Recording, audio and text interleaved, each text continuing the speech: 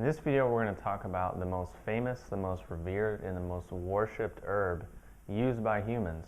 And in my opinion, this is the most famous herb, the most revered herb, the most talismanic herb used by humans throughout the entire course of history. Now, of course, this herb is reishi mushroom, otherwise known as ling qi, which basically means spirit herb or god herb in Chinese. So I think if you were to only take one herb, if you were only to do one thing, if you were only to add one thing into your lifestyle to help you achieve more health and more happiness and just overall have a higher quality of life, I think reishi mushroom would be the obvious choice because of all of the numerous proven, substantiated benefits that it has, both from a scientific perspective and both from a historical, cultural perspective. So in this video, I'm going to talk about a little bit of the history and the culture. Then I'm going to talk about the best form of reishi and then where to get reishi mushroom. So the history, the culture, and the lore around this herb is basically going back thousands of years in Chinese culture, where if you look in their artwork, you look in their poetry, you look ubiquitously throughout their culture, you see the symbol of reishi mushroom, sometimes where you'd least expect it. So in those times, reishi was so rare and so precious that it was only reserved for the very high up and the very elites of society, meaning the emperors and the different noblemen and the different sages and Taoist hermit monks.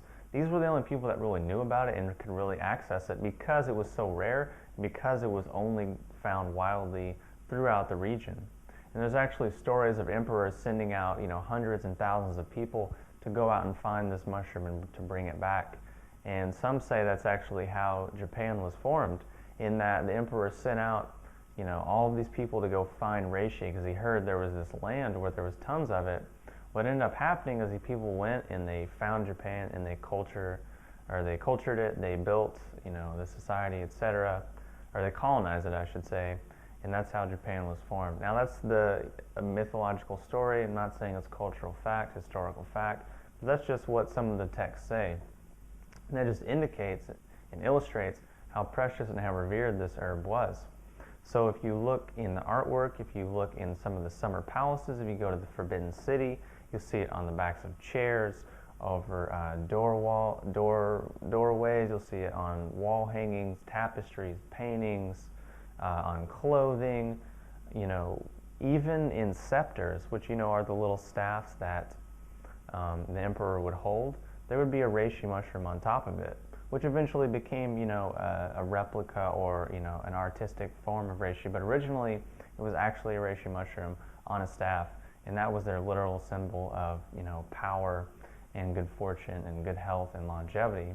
And then this started to trickle down into society, and ubiquitously reishi spread throughout the culture as the literal symbol for good health, good fortune, long life, and longevity.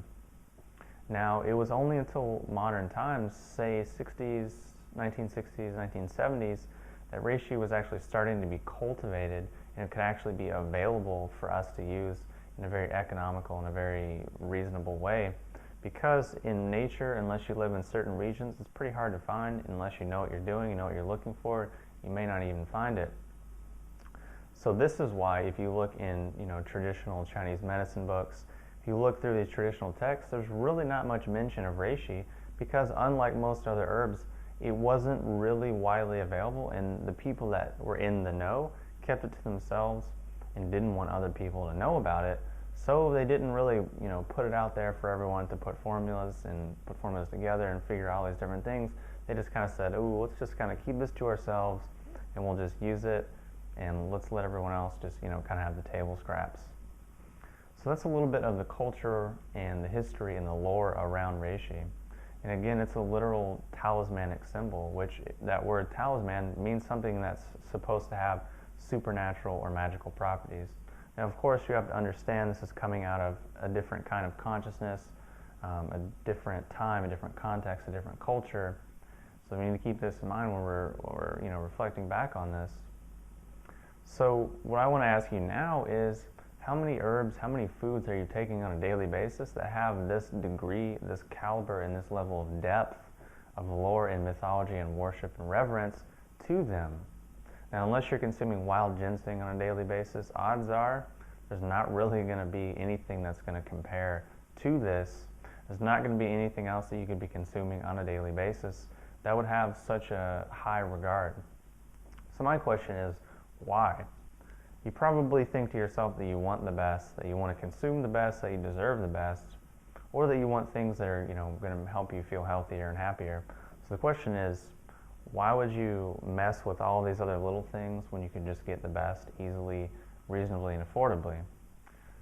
It's just something that you should probably think about.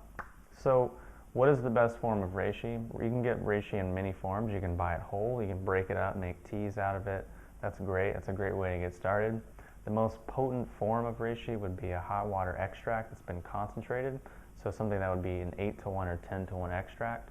So that basically means they take 8 or 10 pounds of whole herb, concentrate that down into 1 pound of extract, which means it's incredibly concentrated, incredibly effective, and potent and economical because you can take a lot less and get a lot more effect. And the most potent type of reishi, the most potent kind of reishi that's been shown pharmacologically and scientifically is Dunwood reishi, and that's Dunwood. And that's just a certain kind of wood that the reishi is grown on. Much in the same way that we are what we eat, this mushroom is what it eats. So, there are some companies that grow it on corn or rice or some other grains, but it's not really its natural food, and it's not really what's going to give it its best genetic potential, its best, nutrients. Just like if we grow up on garbage and cardboard and artificial chemicals and dyes, we're not really going to be what we could have been. We're not really going to embody our true genetic potential. Same thing. So if you want to learn more about reishi mushroom, if you want to check some out for yourself, see the link below for Hyperion Herbs. And if you have any questions or comments, post them below, and I'll talk to you soon.